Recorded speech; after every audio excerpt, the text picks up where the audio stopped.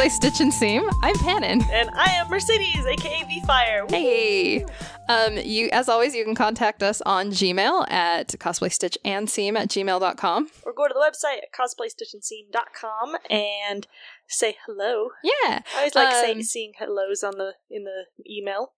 Yes. I can words today. We actually hit 100 members on our Facebook group. Yes, that was awesome. Yay! So thank you everybody for joining. Sometimes it does take like a little bit before you're accepted, but we do see them all. We do check over everybody coming in.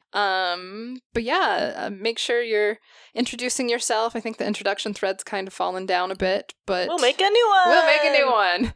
But yeah, just go there, have fun. Mercedes tries to post at least a couple times a week with like different things you can talk about your projects, people who inspire you, topics you want us to talk about on the podcast. Work in progress Wednesdays, because everyone loves sharing their work in progress, and I love seeing them. It's so fun. This is true.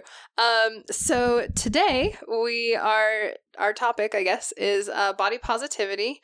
And we have a couple guests here with us, so I'm going to let them introduce themselves. All right, I'm going to go first. I'm Kame. My cosplay name is Turtle Bunnies Cosplay. I've been cosplaying for a very long time, like 10, 15 years now. Yeah, you're in good company. Yep, and Unroyalty Cosplay. I'm kind of introducing her for her, is my wife and cosplay partner. Together we are also a photography duo. Our photography tag is Kyoku Photography, and we also help run the cosplay section of Yuta Nihon Matsuri.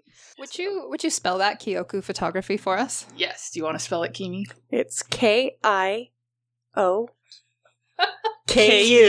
Photography. I was going to be like, Kimi. On Instagram and Facebook? Instagram and Facebook. We're a little more active on Facebook, but that's not to say we're terribly active. Awesome. Also, we'll become more active. Also, like, shameless plug for them.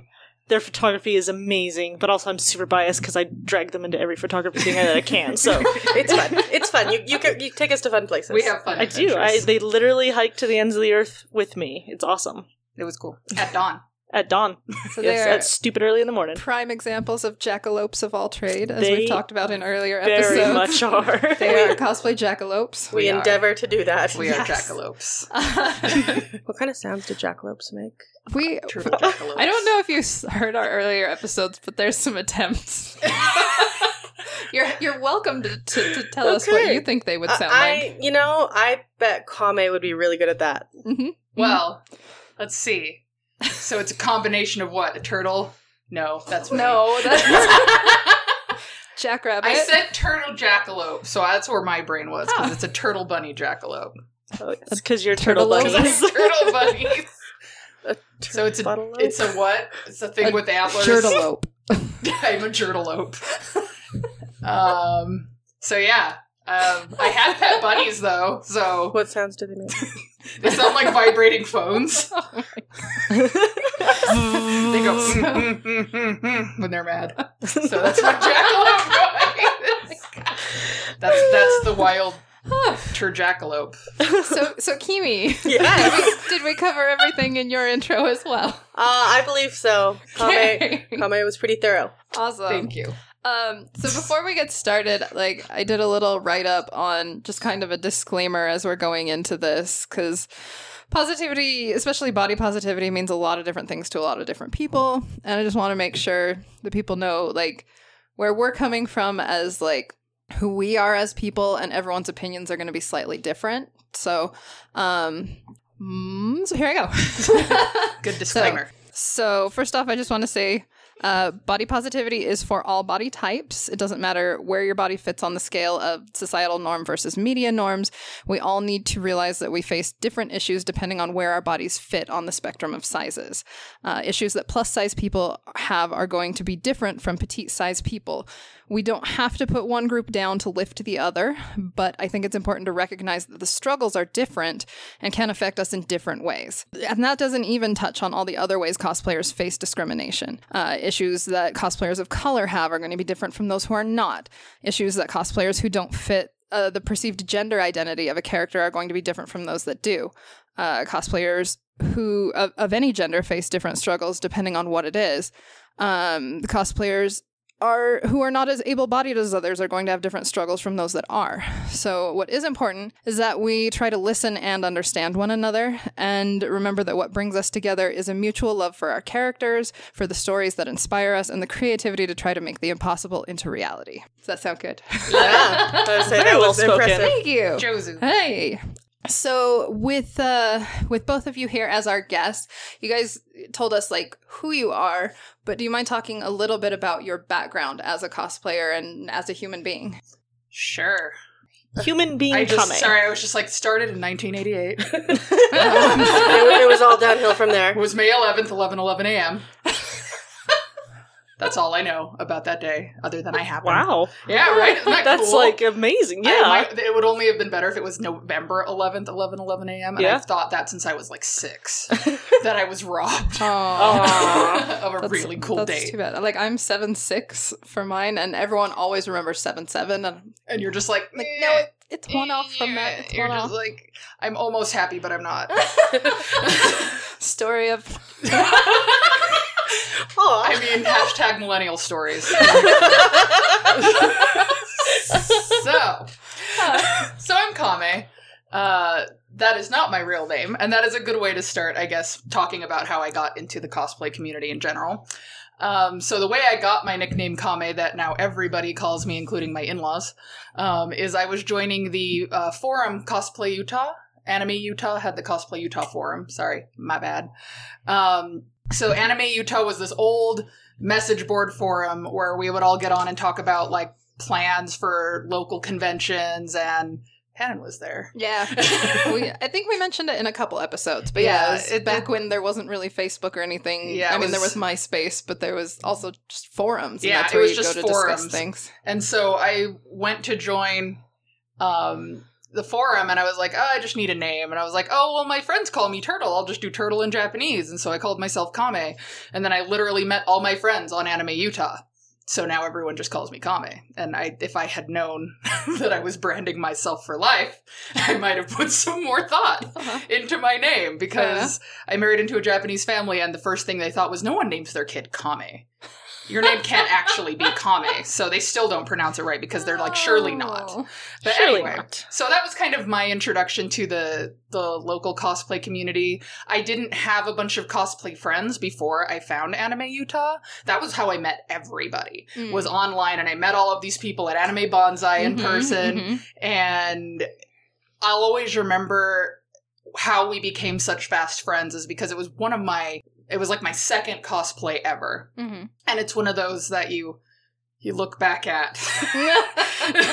And isn't that everybody's first, though? You're just like, I had an $8, like, it was a Party City wig that had been worn once and donated to Savers. If that makes it any better. And then, like, bargain bin fabric, and it was Sango from Inuyasha. And I was super proud of it at the time. But I remember after I posted on Anime Utah that's who I'd been, everyone was super nice, and they were like, oh, we met you, like, that's awesome. Be friends with us, like, we remember you, and they introduced themselves as who they were, and so it was just a really cool, welcoming feeling, and I was like, these are the people I want to hang out with and spend my time with. It was very uplifting. Good. So, yeah. How about you, Kimi? Well, I do not have as cool of a birth time as Kame, so I can't start with that. But my name's Kimi. I am a 4th-generation Japanese American. I have a lovely wife named Kame. That's me. That's Kame, yeah. Well, yeah, exactly, and she's Kame. I love a wife named Kame. Yeah. That's your name now. My name forever. Yeah. So I got into cosplay when I was 19, so that's 9 years ago now. Mine was 10 years ago, so hey, does that help you feel better? A little bit. I'm just making that face of like, whoa. A little bit. So it's been 9 years. I got into cosplay because I was on the committee for the there's a local Japanese cultural festival called the Nihon Matsuri, which was it was created as a way to kind of, most of Japantown in Utah has been torn down, but the Nihon Matsuri was created as a way to keep people from tearing down the rest of it, because there's just 2 churches now. So preserve what they got left. Yeah, we're just preserving that and preserving that culture for future generations and just for everyone in general. And one year, proving the relevance and the validity of our culture in Utah and the Japanese American culture. And I was the youngest member of the board at 19. And one year they come to me and they say, "Okay, Kimi, you like anime, right?" And I was like, "Yeah." And they said, "Great. We want this year's guest of honor to be anime." And I was like, "Great. Okay. I'll figure that out." So we had to do a performance on stage. So I was like, "Oh, let's go get cosplayers." Like, I've always wanted to cosplay. I remember thinking back then, like, I'm too fat to cosplay, but there are other cosplayers. I can get other cosplayers to like come and be on stage, and that'd be awesome. So I made a post on DeviantArt and on cosplay.com forums. And that just, Oh my gosh. I just aged myself. That takes me back. Right. You know, right? And that's I how got I used to schedule all the photo shoots. a few, I think Pannon messaged me through DeviantArt. Probably. Yeah. And I still have that. I haven't deleted my old DA page. That's insane. I still update mine now and then. Wow. Now I feel like I shouldn't. No, I'm just kidding. I love my there's DeviantArt. still an active It's good, community yes. there. I love my DeviantArt. I completely got rid of mine and changed and made a new name right when they were like, "By the way, you can change your names now." They did it a week after I Wonderful. did that. It was Mine was like, I used to draw, and then people got mad when I started posting just cosplay. They were like, "You used to draw. We don't want this." Oh, We're just like, all right. That's fine. I just fine, won't cool. update for a while. That's fine. ollie on out. It's cool. I'll just ollie into the sun. So, so we got like a bunch of cosplayers, and some of my best friends now came, like, so Pannon. I met Pannon through that, and I met Kame through that, actually. Mm-hmm. And then we did this big show. There were like 15 cosplayers. It was a fun production, and at the time I did just mostly photography, and so I was like, "Oh, I'd love to take pictures of everybody. Like, let's do photo shoots." And so I just started hanging out with people through photo shoots, and then the more I started hanging out with other plus size women who cosplayed, the more I realized, hey, this is maybe something I can do. So I kind of just dove in head first. I think Korea from Hitalia. Yeah, Korea from Hitalia was my first costume, and I went to my mom, and I was like, "Mom, I need to make this thing," and she was like, "Okay, let's go to Joann's and we'll buy a pattern," and like it was like a dress pattern, and then it was like it was bad. It was cute. I was like, at least you used a pattern. I did. My mom did try to teach me to sew through that. It was not very successful, but and your mom knew how to sew too. She did. That was a plus. That was a plus. My mom and I were just guessing. You're like, maybe this? Yep. Well, to be fair, my mom was like, "Well, this looks like it's supposed to be a kimono, but I don't know how to make a kimono, so it's a dress now." It is. And I was like, okay. nice. Legit. So it was, and that's kind of like how it started. I went to like a cosplay picnic back in the day when we used to have those like Oh, yeah. every month or something.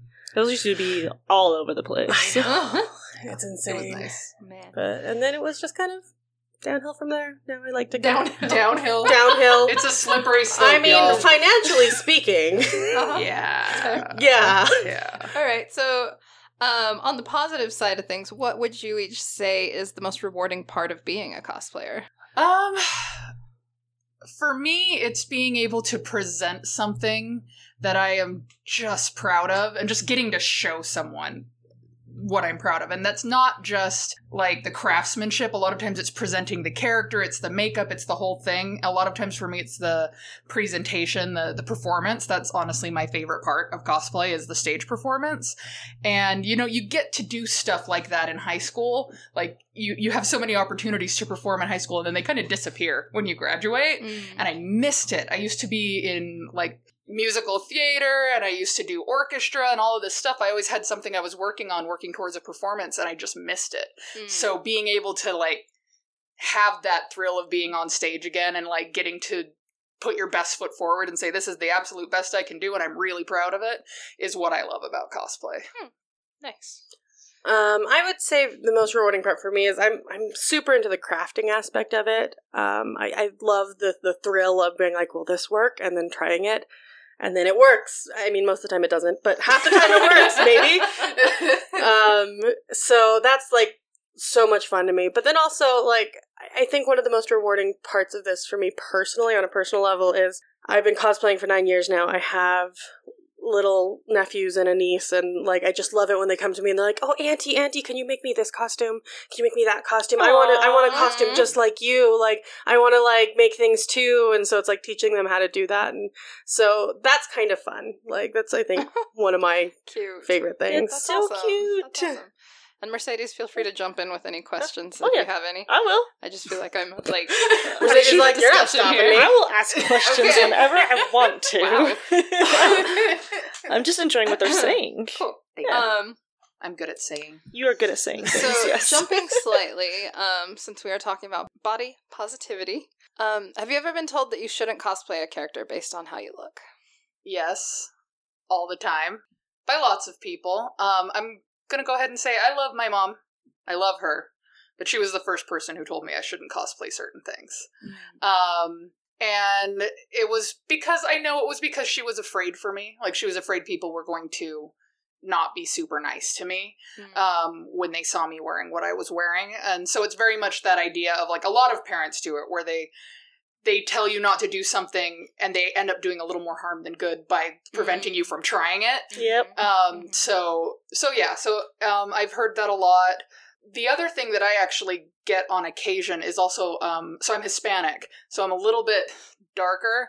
Not a ton, but enough that there are certain characters that I have gotten the comment where, oh, you shouldn't do that one, you should do this one because you have the darker skin and we'll find someone else to do that character. So that does happen on occasion.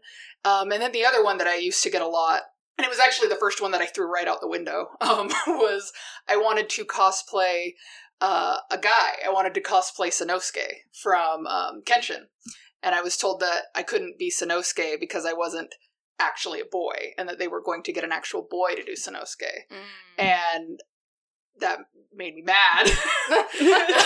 And so I was like, screw that. I love Sanosuke, so I'm going to do it. Yeah. And so the first thing that I just decided I wasn't going to listen to people on was crossplay. So I started cosplaying guys if I wanted to cosplay guys. High five! Yeah, high five. Yeah, crossplay! And so, but honestly, like, the reason I say just so matter-of-factly, like, yes, is if you can't tell by how loud I am, I kind of do what I want.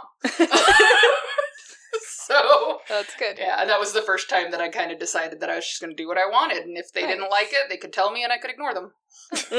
So I never really got people telling me I couldn't cosplay things so much as I got people telling me what I should cosplay. Like I said, I'm Japanese American, but I look Asian. And so it was like little things like I love Mulan. I think I was so excited when that came out because I was lucky enough to have a Disney princess who looked like me. But actually my favorite like Disney princess in terms of like costumes and such is Cinderella. And so everyone's always like, oh, Kimi, you should cosplay Mulan. And don't get me wrong, I would like to one day. She intends to. I intend to. But it's never like, oh, Kimi, who do you want to cosplay? Like, I mean, not always. Like, personal friends aside, like, I tend to get that from more strangers. So people you don't know as well. People I don't know as well. So it's just one of those things that, you know, and it kind of led to this complex that I developed that was very much like, oh, so for instance, we did a Code Geass group. I love Suzaku. He's awesome. Like, well, he's complicated. Code Geass is complicated. It is.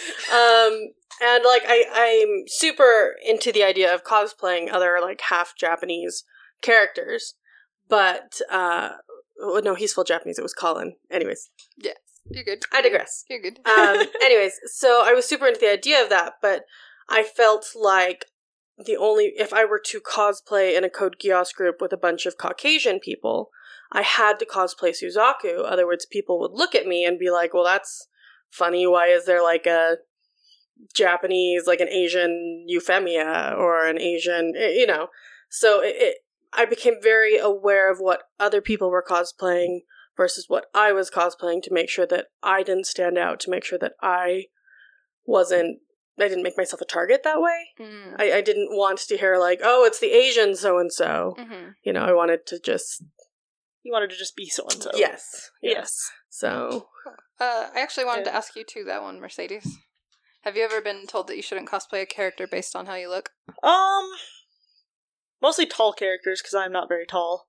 But You're not tall a in spirit. I'm tall in spirit, yes.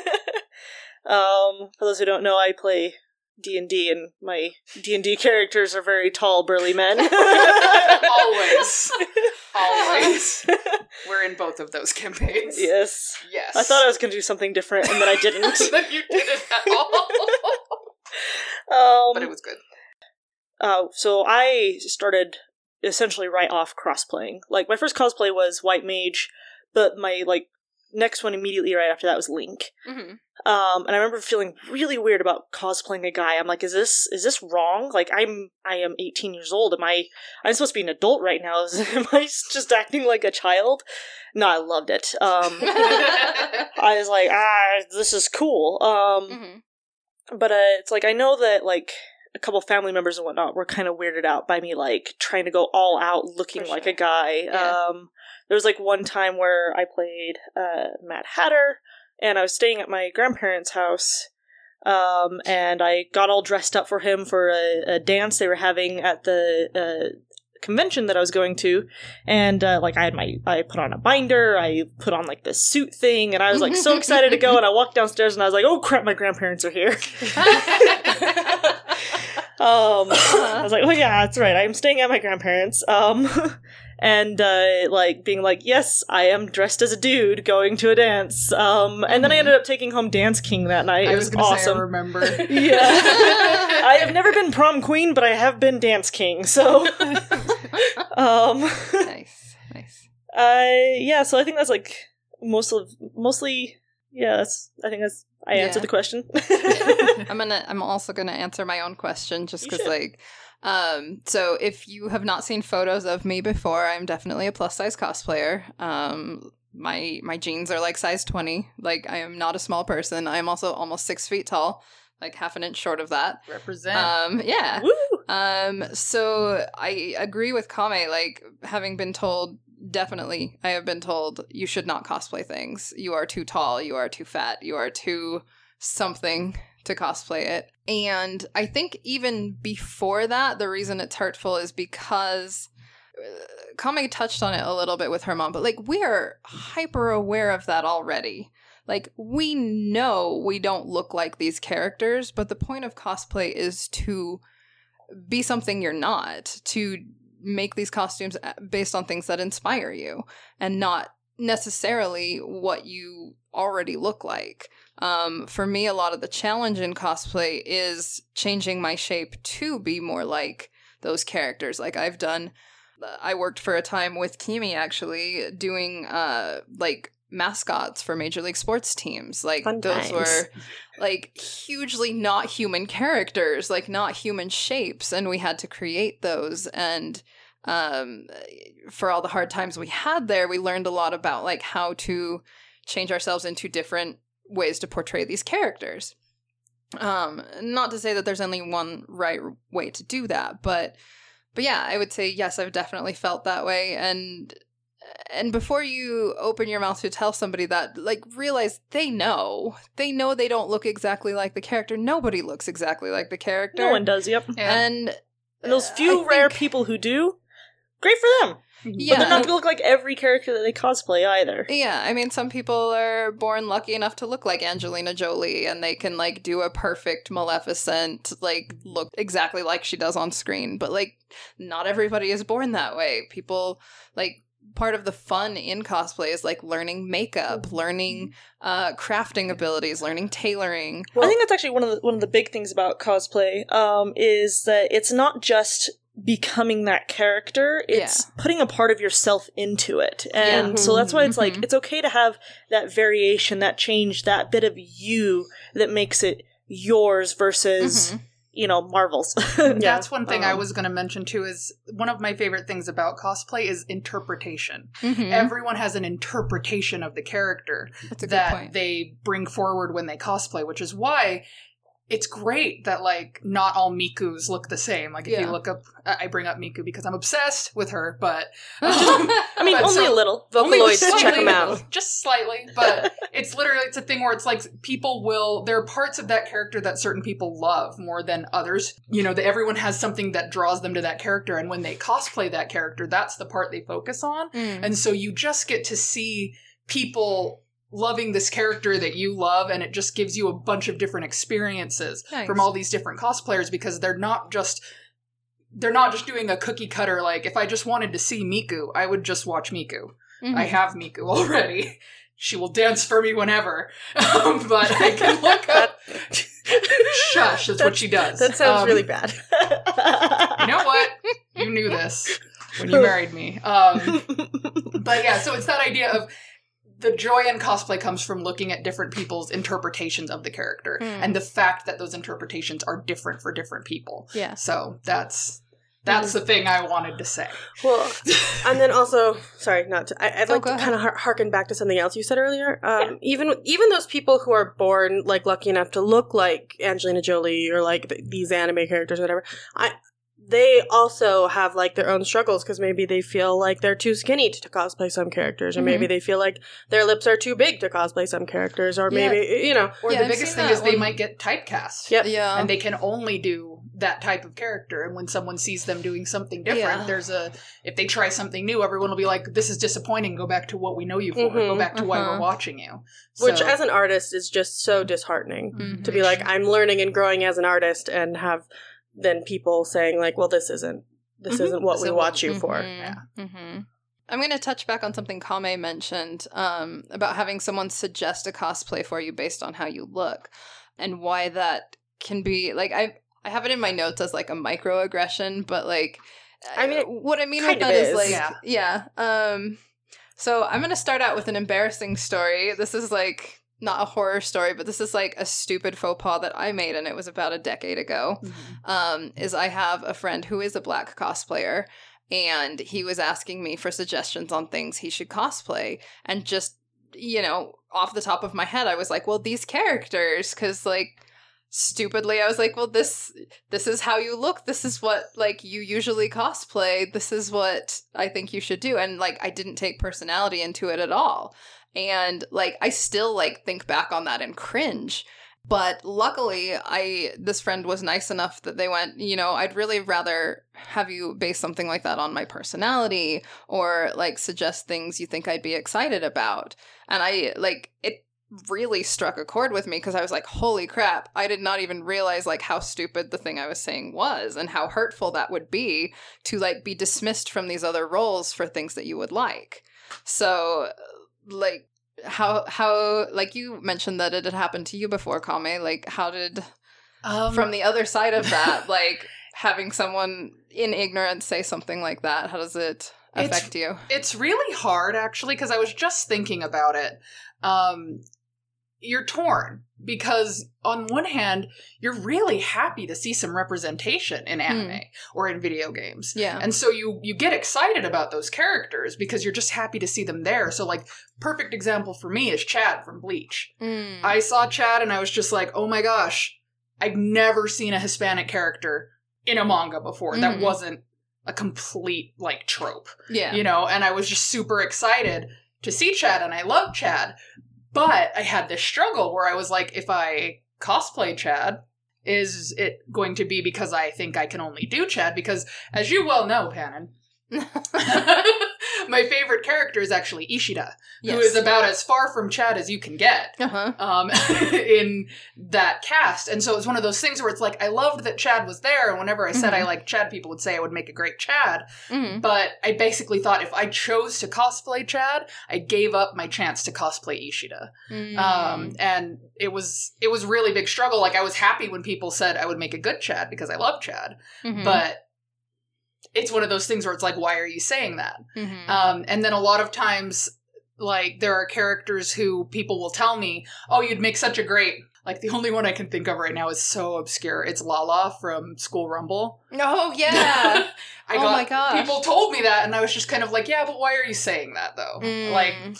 Like, there are so many other characters from that show. you're wondering, why are people suggesting this to me? And it makes you I can't even describe how it makes you feel, because I want to say it makes you feel guilty for not being loyal to that character. Guilty for not jumping right on that. But then, like, if you do jump right on that, you feel like you're never going to have a chance to do anything else. Yeah. And so when someone does that, I straight up don't know how to respond, because whatever I say in response to that question is going to determine going to completely change my future choices, especially around that person. Yeah. So that, I can't think of a specific time recently that anyone's said that, but that's basically what runs through my head when someone says that. Like, not to the same extent that you have, but, like, I've had people come up to me and say, you know, you should cosplay Rose Quartz because she's plus size. And, like, I love so much about her design, and I love so much about her character, but I totally get what you mean when you say, like, it's off-putting, where, like, if you think of that character because, like, she wears pretty dresses and I like to do that, or because she loves pink and I like pink, or, you know, that's totally okay, but you're like, why are you suggesting this to me? It's literally a thing where it's like, there's a lot more to a character than what they look like, was the kind of the point of this whole thing, is there's so much more to a character than what they look like, and when someone comes up to you and says, you should cosplay this because of what you look like, it kind of nullifies all of that. It takes it straight down to that base level of looks are the most important. Yeah. So I think that's... It negates who you are as a person. It negates who you are. And what you like as a person. I was going to say, I kind of had the same thing come up with, so, like, when I started cosplaying, I cosplayed a lot of guy characters. And the reason for that is because I love their outfits. They just had really intriguing, interesting outfits, and like, yeah, Zelda has a really awesome outfit too, but I don't want to wear a dress. I did not want to wear dresses. I did not want to wear bikinis. I did not want to wear, like, World of Warcraft female armor. You know, I wanted to wear the guy's armor. Like, it was way more interesting, a lot more intricate. There were more details in them. At least at that time, from what I was seeing, that I loved more.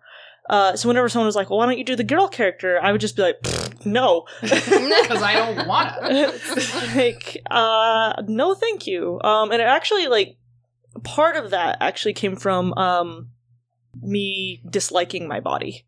I did not like how I looked for a very long time. Like, I'd always get, like, people, like, my mom always has told me that I look just like her, but I'm the prettier version and all that. Very polite of her, very nice of her. I did not see it that way for a very long time. So it actually took me a while to come out of that, and cosplay helped me with that. To eventually now I cosplay every badass chick that I can get my, cosplay hands on, so. How about you, Kimmy? Do you have any that you wanted to share? I wasn't prepared for that. You got too invested. I got too invested in everyone else's stories, and now I'm just like... Good. I mean, I kind of touched on that a little earlier, kind of with, like, Mulan and stuff, and Suzaku. But, I mean, in a way, I've kind of typecast myself, because most of what I make tends to be kimono, and like, I can draft a pattern for a kimono 10 ways from sideways. Yeah, yesterday. Kimmy actually taught me how to make kimono, and it's like, it made it so much easier. They're really fun to make, but so I've kind of typecast myself in that. So it gets kind of hard for me in that people will be like, "Oh, you should do this thing," and I'm like, "Are you saying that because I'm Asian, or are you saying that because I do a lot of kimono?" So I usually try to give people the benefit of the doubt and just assume that they know I've done a lot of kimono.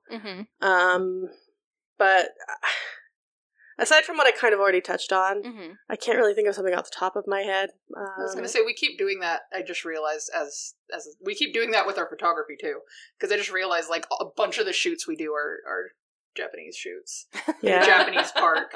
And I think a lot of it, this is just me giving, like, you tell me if this isn't a thing, because you're the Japanese one. But we're very invested in the Japanese community, and so it makes a lot of sense that you would be, you know what I mean? You're very into that. I am very open and loud about being Japanese and about my Japanese American culture and heritage. So it's not necessarily when it comes down to, like, cultural things like that and costumes that are cool kimono, like, I'm not as concerned with that. It's more my interest. I do have a natural interest. It's more my own struggles, like my telling myself what I can and can't cosplay. But yeah, so it's more me telling myself what I can and can't cosplay, and it's something I've been working on a lot, and it's something I've definitely gotten over a little bit. I'm still working on it. I think we're all kind of still working on it when it comes down to it. I have characters I'm like, well, they're too young. I'm too old to cosplay that character now. Or, you know, I am still kind of, in a lot of ways, concerned about my weight in terms of cosplay. I also get, you know, so it's less people telling me what I can't cosplay and me telling me what I can't cosplay. Yeah. No, I get that. Like, I always end up loving, like, the tiniest, most moe cute small characters and wanting to cosplay them. Like, I love Madoka. I love, like, Chihiro from Danganronpa. I love, like, all the tiny, cute, magical princessy things. And I definitely talk myself out of that a lot of time because I'm like, that's super cute. I will be 6 feet tall and in a, like, puffy cupcake skirt. Like, it'll look fine in photos, but, like, I don't know if I feel comfortable walking a con in this. And yeah, it can be really hard to get over that struggle. So moving into that, that's actually a good segue into the next question I had, which is, what advice do you have for those who feel like they don't fit into the, like, basically stereotypical beauty standards or the standards of that character, but still want to cosplay? So the first thing I would say is going to kind of go back to something we said earlier in that it's don't worry, literally no one looks like those characters. Mm-hmm. Not even the people who like come to mind when you picture someone who looks exactly like that character. No, because it's a cartoon. I was gonna say, have you seen Tsubasa characters? Oh, like their arms and they're little people. Nobody, even people who physically meet the proportions that anime portrays, their faces don't look like that. Their hair doesn't look like that. Their skin doesn't look like that. And so no one looks like that. So that's the first hurdle to get over, is if you're like, I don't look like that. Well, no one looks like that.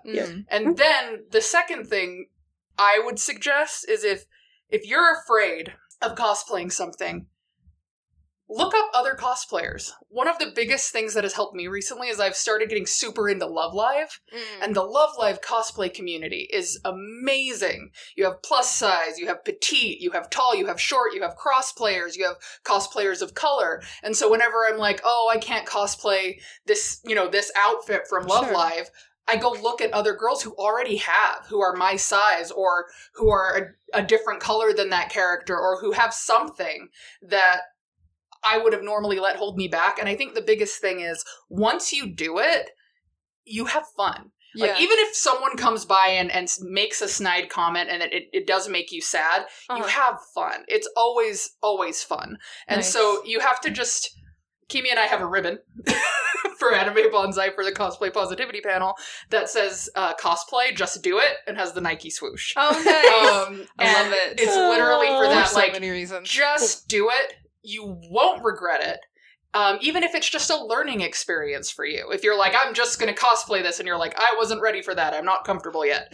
That's a learning experience too. It adds to it. Yeah. And so you won't know unless you try. And you'll be surprised at how many people you'll inspire by doing it. Like, that's the main thing I think of when I look at these Love Live cosplayers. I'm like, they're just having a good time.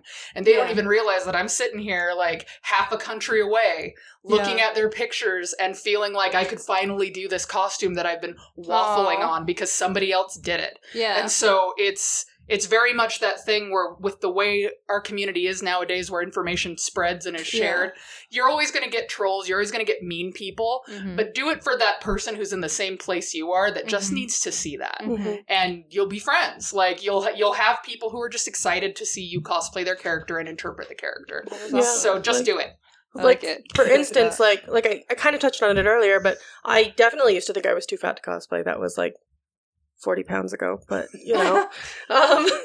but I met you actually, Pan, and I met Garnet Rinstar, and I was like, well, and Kame actually, and I was like, well, they're like badass plus size chicks who don't let this hold them back. Like, why should I keep telling myself, oh, I can cosplay that character when I lose 20 pounds? Why keep telling myself that? there was a panel that we were at where Garnet Rinstar said, there is nothing wrong with the way I am now. And that's really kind of the heart and soul of what I took away from you guys when I met you guys was, there's nothing wrong with me the way I am now, and if I don't do it now, when am I going to do it? And you'll miss out on opportunities. Like, I'm saying this for people who haven't done this yet, because there are so many cosplays that I just wish I'd done when I wanted to do them.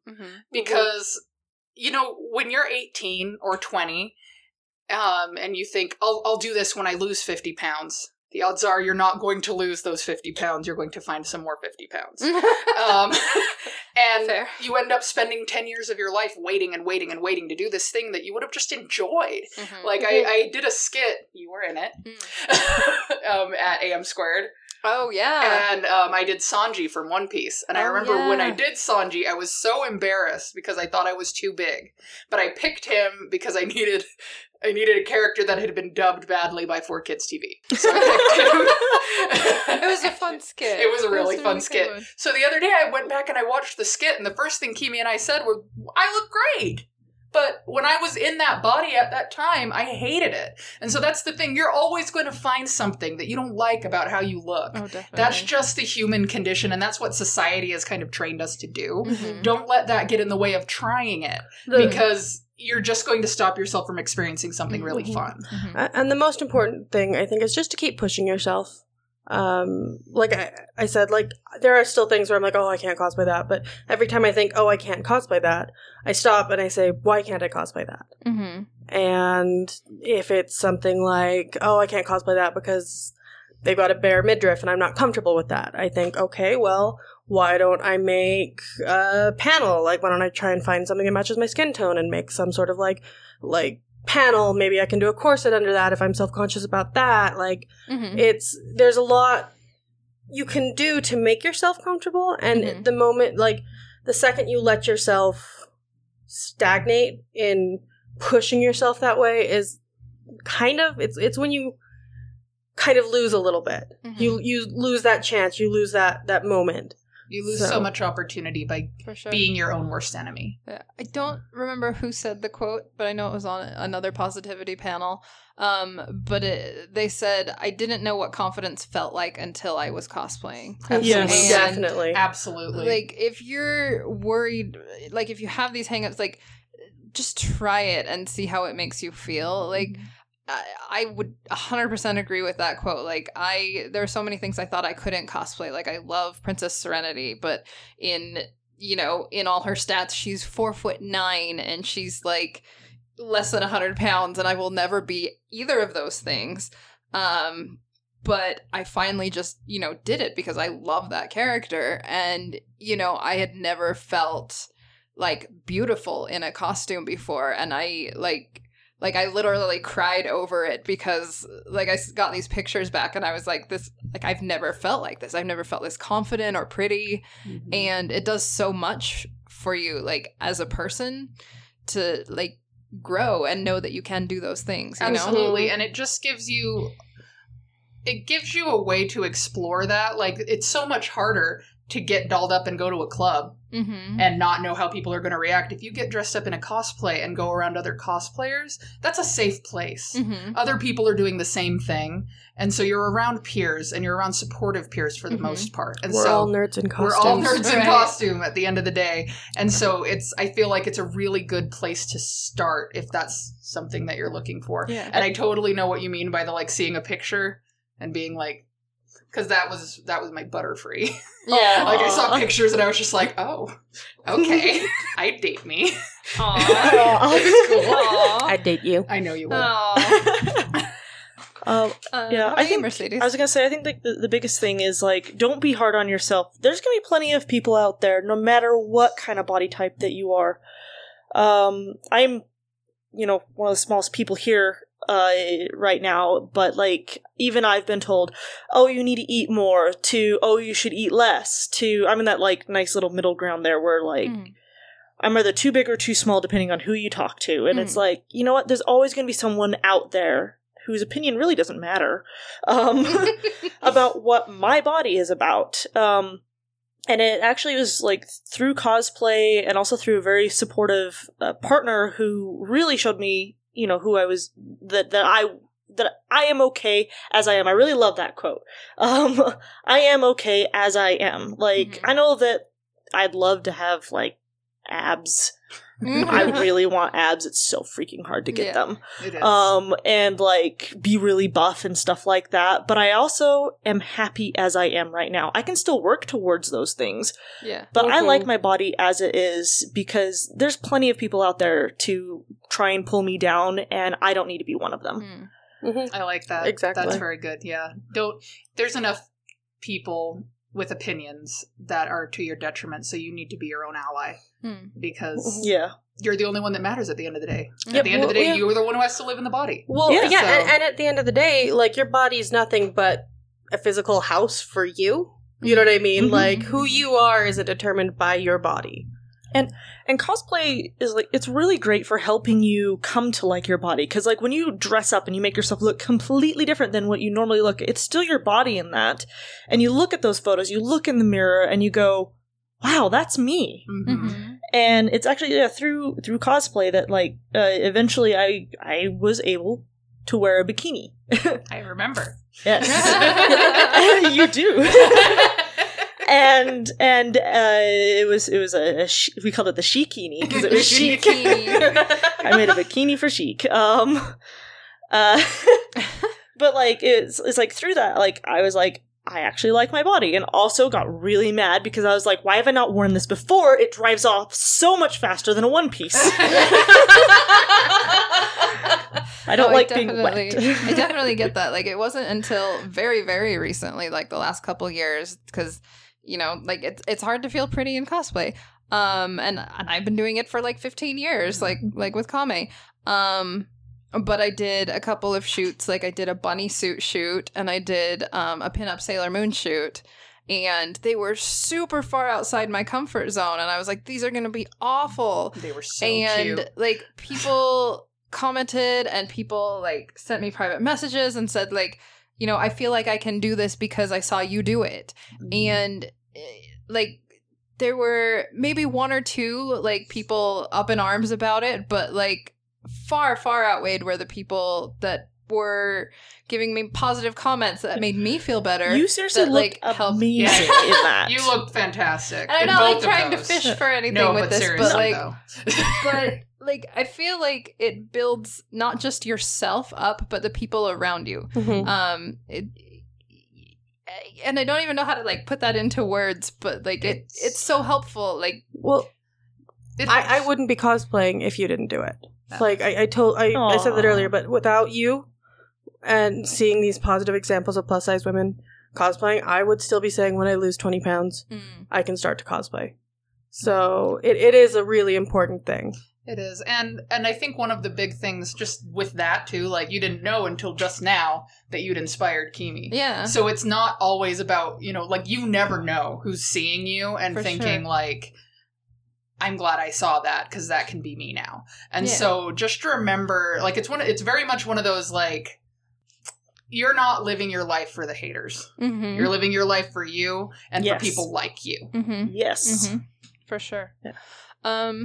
So, go ahead. I feel like there was one more thing I was going to say. I'm trying to remember. I don't remember what it was.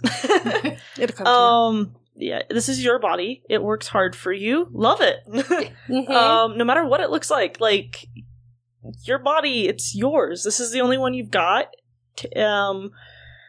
There's none other like it. Yeah, there's none other like it. It's and that's your beautiful. Unique you. And yes, it is beautiful. So, like, I don't know, if you guys want to, like, I don't know, in the group, share some photos, and, like, definitely, we love seeing that. And we'll let you know just how beautiful you really are, because you all are. Yes. Be proud.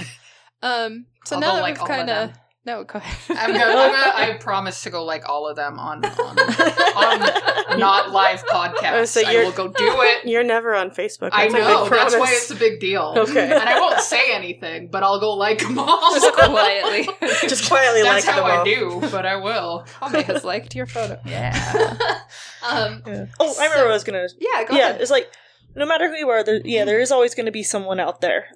Again, like I got told one time that I have back fat. Well, god damn it, that is my back fat, and I love it. So, for sure. Yes. So now that we've kind of like gone over a lot of points here, I wanted to finish by reiterating, what does body positivity mean to you?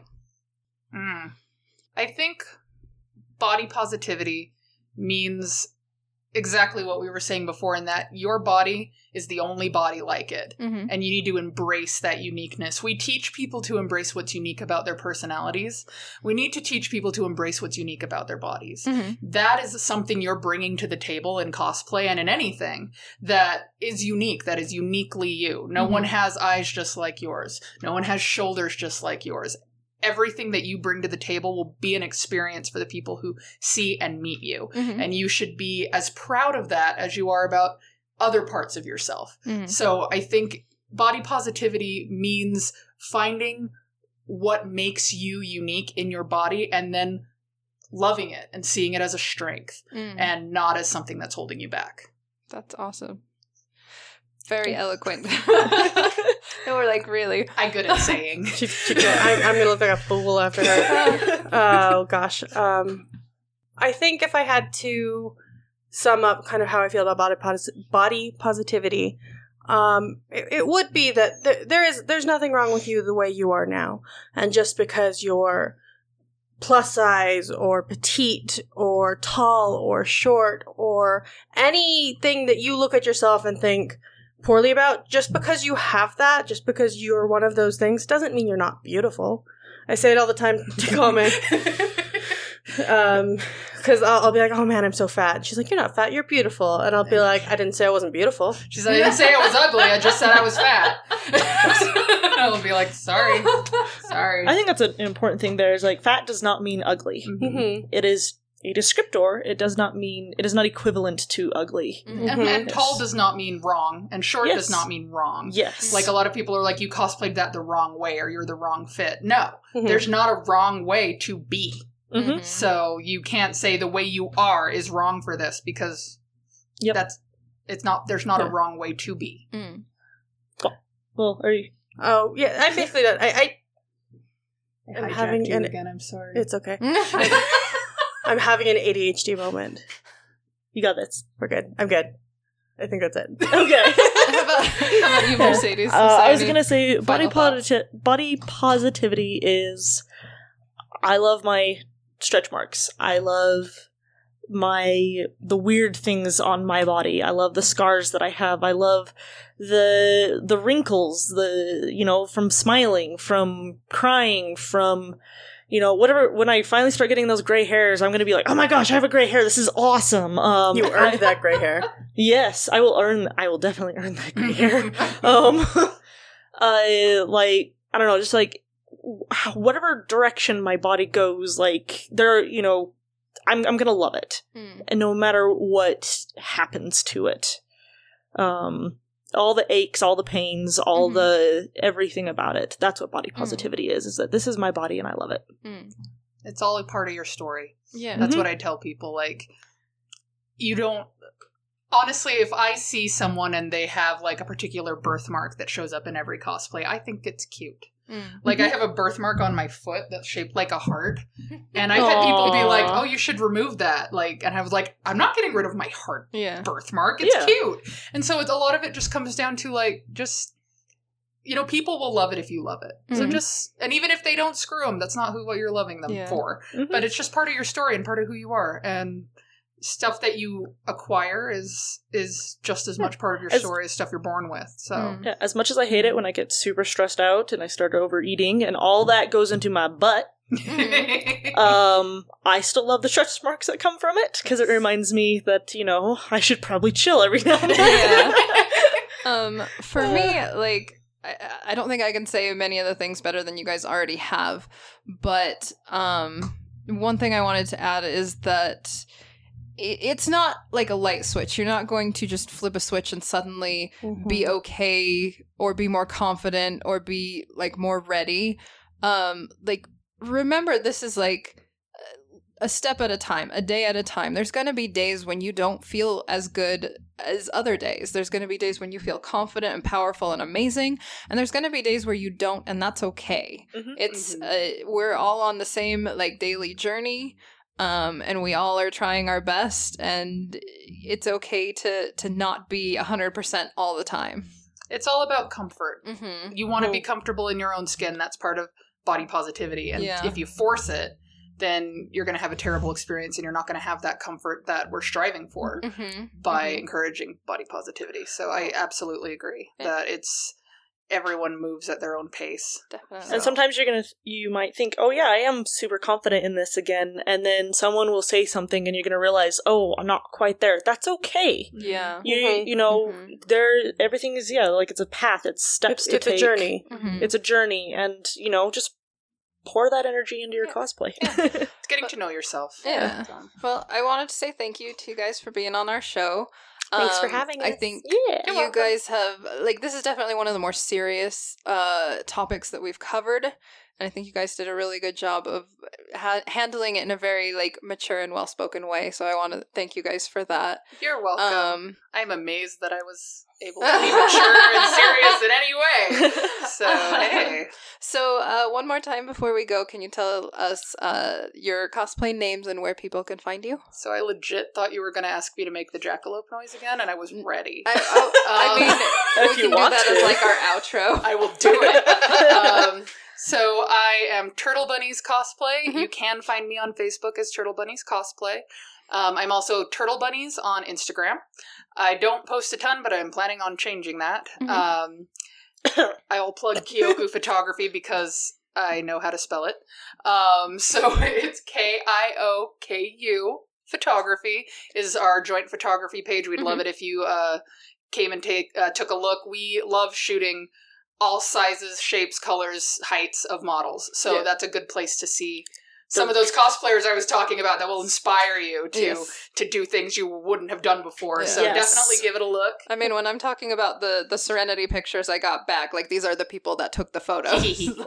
Capital YES. Well, check them out. That's a big thing. I want there to be more representation so that people can see these beautiful people who are living their truth, and you can too. So definitely check us out. And Kimi can introduce herself, I guess. Thank you. You're welcome.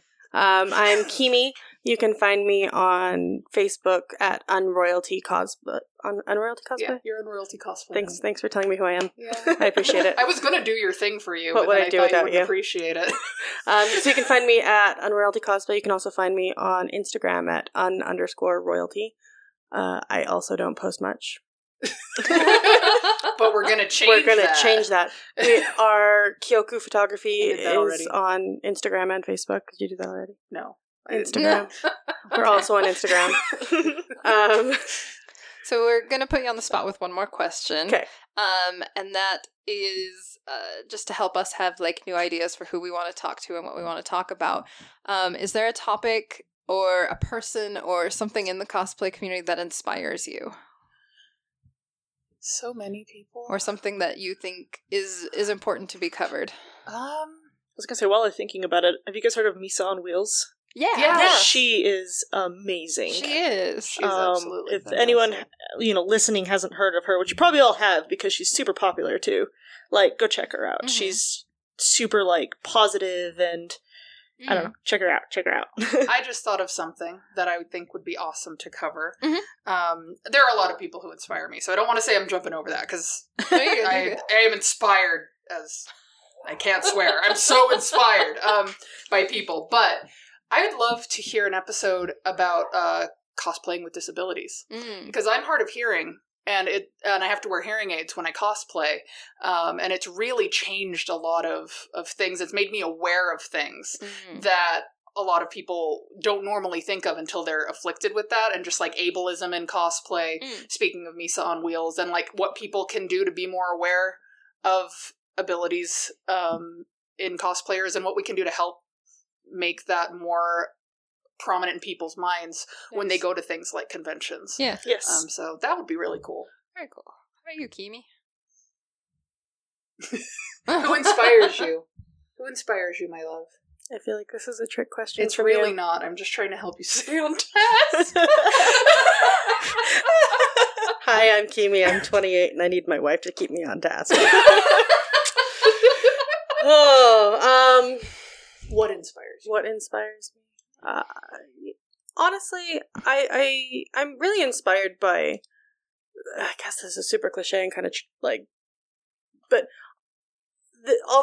all the progress everyone makes in the cosplay community. It's insane how much it has grown in the past 9 years. And it comes with its own, having a larger community as a whole comes with its own new, unique challenges, but it's also really great to go from this small community where we, for the most part, know most of each other to this huge thing where I go to Joanne's and people are like, "Oh, I'm a cosplayer," and I'm like, "That's insane." You don't have to lie about what you're making anymore when they're just like, "What you're making," and you're like, "A garment, a jacket, something I shall wear."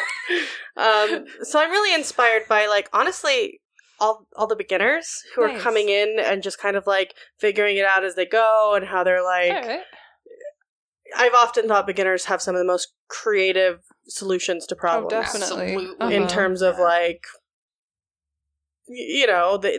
may not know the proper way to do it, so they make it up, and it's sometimes better than the proper way. Yeah, I absolutely love that. That's my favorite thing about beginner cosplayers is it's that is not how you do it, and that's amazing. So no, I love you'll see something and you'll be like, "How did you get that this smooth?" Or sorry, I hit the table. I wasn't supposed to hit the table. This isn't someone who was a beginner, but it's just hearing someone do something in a completely different way. I was making the Millennium Ring from Yu-Gi-Oh! And this thing, as everybody who knows me knows, has taken freaking forever. And one of the hardest things was making that circular shape. So I was talking to somebody else who cosplayed Bakura, and I was like, "What did you do for your circle?" And she went, "Oh, I used an embroidery hoop." And all of the air was sucked out of the room as I realized I could have just used an embroidery hoop. But I was just so stuck on how props were quote unquote made that I didn't do it and made myself suffer for it. So yeah, I agree. But yeah, so I'm really inspired by kind of the ingenuity. I used the word right. I'm so proud of myself. I'm proud of you too. I'm inspired by the ingenuity of the cosplay community as a whole. Yes. So I don't know if you guys listen to the show or not, but we end every episode with cosplay horror stories. So before we jump on that, I want to make a note, because we mentioned ribbons at Bonsai earlier, and I know this episode's going to come out before we're at Anime Bonsai. Yes. So cosplay horror stories, you tell a story, and it's a horror story in cosplay, and at Anime Bonsai, Pennon and I will actually be handing out ribbons that you can get if you tell us your cosplay horror story. Yes. Sweet. Bonus points if you let us record you telling your cosplay horror story. That is an optional part about it, because I know not everyone wants to be recorded. Yes. And so I think it'll be really fun, and we'll have a fun Halloween episode after that. Yes. Oh, man. FYI, David. We have this plan, and I don't think I told you. Surprise! May we plug our ribbons real quick? Yes. Okay, so I did want to plug one other ribbon other than the Just Do It cosplay ribbon. Don't worry, Kimi, it's okay. You know about this ribbon. She's giving me this look like, what are you doing? So last year, to great success, we passed out Nihon Matsuri cosplay appreciation ribbons. So we're going to do that again this year. So if you want one of these ribbons and want to tell us your favorite thing about Nihon Matsuri or what you'd like to see again at Utah Nihon Matsuri, or if you've never been and you want to hear about it, we will have those ribbons anytime to give out. We'll also be giving them to people who are in Japanese traditional costume. Nice. So I just wanted to let people know those were going to be a thing. Some plugging. Yeah. So, horror stories. Oh, horror stories. I know I have some. I know. I'll go first. You go first while I think. So this was at Fanime years and years and years ago. Pannin, Kame, and I were cosplaying pop culture versions of Team 7. So Kame did a hip hop super hippity hop Naruto, and Pannin did a kind of a pop punk Sakura, and I did like a goth industrial Sasuke, because bless his little goth heart. And so I'm wearing a pair of very tight leather pants, and I am outside the convention center. I walked from our hotel to meet Panin and Kame at the convention center, and I'm standing outside in line waiting to get in, and this gentleman comes up to me. Oh no. That one. I forgot. And he says, "Do you play Pokemon?" And I said, "Sometimes." And he said, "Oh, okay, because I'm looking for a trainer." Oh, and I was remember this. really confused, and I said, "Pardon?" And he said, "Yes, I'm looking for a trainer to train my Magikarp into a Gyarados." If you know what I mean. I remember this. And I think I just, like, I looked at him, and I was just like, "Oh." And I walked away. Because I didn't know what to say. Like, it's just like, my vision went, like, white, and I was like, where am I? What just happened? So I walked away, and then later in the convention, Panin and I were in the swap meet looking for, actually, a present for Kame. And I, like, grabbed Panin, and I was like, let's go the other way, because there was the Gyarados man. Magikarp man. Just He's not walking the other way. Nope. Not a Gyarados yet. He needs a trainer. So that's one of my good ones. I mean, That's Magikarp to Gyarados. That is a good one. Oh, well, I can't. All of the cosplay horror stories I can think of are just mortifying events in my own cosplay experience, usually on stage. That's the horror story. And so the one that's coming to mind right now, that Panin was actually there for a lot of it. Remember that Vocaloid show we did?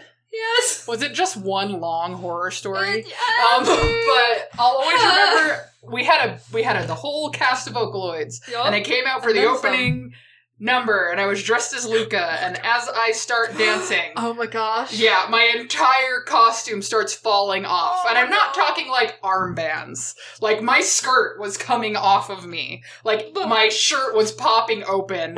And I was just, what do you do? Mhm. Like, what do you do? And so I made it through the dance and just ran backstage, and I had people just trying to frantically pin me into stuff, and everyone's like, where are you? And I just, like, couldn't say because the mic was, like, on, just like, I'm naked back here. I can't be naked on the stage. I was almost naked on the stage. Oh, And so I just remember, like, how close I was to, like, pantomime backstage. like, well, like, because I just remember I had a friend who was, there was nothing to pin that to, is the thing. I could only pin it to itself, and it was falling off. So we were just sitting there with safety pins trying to pin it to something. And so I had a friend, I think it was 1010, was pinning it to my pantyhose. Because that was there. That was the only thing. And that's when someone asked me why I wasn't on stage. While her hands were, like, in my pantyhose. And I was just like, hey, I want to be. But I also want to not be naked. I also, like, just lived, like, the worst nightmare moment, because it was there. Like, I was barely saved from that. So, and all of mine are like that. Like, remember our sound didn't work for one of those. We could do, like, a whole episode on horror stories fell from out that. of Luca, because you know how Luca wasn't staying on, and I had a mic thing on her, and in the middle of a thing, the mic pack just dropped and hit the stage. Oh, jeez. And I was done. But yeah, so we had so many injuries, and we had so many, like, malfunctions, but we really did. But we made it happen. We did. Our part was awesome. I loved our duet. We had a good duet. Yeah. No one got naked. It was great. Got naked. That's good. All right. So thanks for listening, everybody. I was going to say, do we want to do a Fire Sharks? Oh, yeah. Go ahead and read that one. All right. We got one more horror story. Yes, one more horror story. I want to make sure this one got in. So yeah, Fire Shark. So he says, I can words. Awesome. So he says he's sending another one. All right. So this was last year at San Diego Comic-Con, the Masquerade of 2017. A large group of us were doing a skit, and there were large props to manage. On the way off the stage, while we were carrying all these items, suddenly one of my group members slipped, just as he came behind the curtains on his way off on the stairs. Ooh, that's a lot all at once. It seems the MC of the show had dropped something, and my friend had slipped on it. He fell entirely off the stairs head first into a pile of tech equipment, slammed his head into it, and fell onto the floor. off the side of the stairs towards the stage. It was horrible to see right in front of me. Oh my gosh. Yeah. It just makes me hurt. I know. It really does. Ooh, so we were obviously very concerned, and he had a cut on his head. He was treated by medical staff and then taken to the hospital right away. And we learned later, we learned later he had a concussion. If there had been a safety railing or something, it might not have happened. Always take care of footing on and off the stage. Thank you, Fire Shark. Yeah. Good advice. That is really good advice. People who run conventions, put some railing there. Yeah. Please. Ooh. This is a good question. Real worries. Fire Shark, if you're listening, we need to know. Was the tech okay? Yes. Also, was your friend okay? I'm assuming they were okay. So thanks for sending that in. If you guys have a horror story you want to share, you can always email that to us at cosplaystitchandseam@gmail.com. Or go to cosplaystitchandseam.com and you can fill out the contact form on the blog. Woo! Or if you guys want to start up a discussion on the Facebook group, we will be collecting them all over the place for our Halloween episode. Whether you want to write one in, read one in. You're also welcome to record yourself reading your story and send it in. Heck yeah. As long as the audio quality is good, we will put it on. Yes. Extra points for sound effects. Ooh. I have no say in this, but they like it. Royalty-free sound. Yes. Royalty-free sound effects. All right. So make sure to keep an eye out for us at Anime Bonsai in October. Yes. I know Pannon and I both are doing multiple panels throughout the weekend. Yep. So keep an eye out for All us. kinds of fun stuff. Fun stuff. We're doing one panel. We're doing one panel. And it's with you this guys. panel. Yes. It is actually. So this is kind of like a preview of what we'll be talking about. Is we have a body positivity in cosplay panel. Oh, and a good thing to mention, if anyone has questions about what we talked about, they can follow up at the panel. We'll be there. Yeah, So hey, there we go. Yeah. Come up with questions, Good come to the point. panel, ask us, put us on the spot. Oh, God. Recording and editing are done, as always, by David Jeffress of Dungeons & Chill. And be sure to check out his new podcast, which is like a comic book club. So if you want to talk about comic books, it's called Comic Trades Monthly. You can also find our stuff on Stitcher, Google Play, iTunes, or wherever you get your podcasts. Yeah, it's like in a lot of places. And again, our music. Our music is done by Macy Roberts. Yay. She's very sweet. She is. I think that's everything. Yeah. So, question, Mercedes. Oh, here it comes. If you write songs about your sewing machine, does that make you a singer-songwriter? Oh gosh. Bye!